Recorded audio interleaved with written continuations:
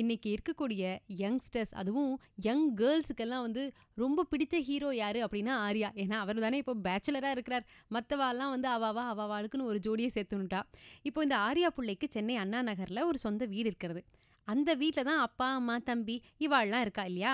ஆனால் இந்த புள்ளை ஆர்யா என்ன பண்ணியிருக்காரு தெரியுமோ, ஒரு அப்பார்ட்மெண்ட்ல தனியாக தனக்குன்னு ஒரு வீடு வாங்கியிருக்கார். அந்த வீடு எதுக்கோசரம் கேட்குறேள். அதாவது இப்போ முக்கியமான வாள்லாம் வருவாளோன்னோ, அவள் ஆத்துக்கு அழைச்சின்னு போய் நின்று பேசலாம் முடியாதோ இல்லையோ, எவ்வளவோ முக்கியமான சமாச்சாரம் இருக்கும் பேசுறதுக்கு. அப்படி உள்ளவாள்கிட்ட விவிஐபிஎஸ்ட்ட வந்து பேசுறதுக்கோசரமே அந்த மாதிரி அப்பார்ட்மெண்ட்ல ஒரு தனி ஃப்ளாட் வாங்கியிருக்காராம். முதல்ல ஒரு முக்கியமான ஒருத்தர் வந்து அந்த அப்பார்ட்மெண்ட்ல ஆர்யாவை சந்திச்சு பேசியிருக்கா. யார் தெரியுமோ, நம்ம அனுஷ்கா பொண்ணு.